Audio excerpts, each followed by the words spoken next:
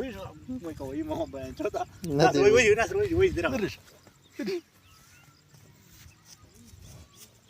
دا خرابه ده دا باید ته وڅ شو ته دې تیار شي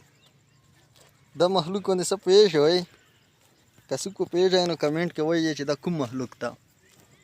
زه خو بالکل په دې نه پوهېږم چې دا کوم مخلوق ده دا چې کله خبرون وشي اوله کې په ډانډ کې نه وي خو دې پته نه لګي چې دا پوسته نه اسمان نه رچي که نو د مځکې نه ورځي خو دا پته نه لګي چې کوم مخلوق ده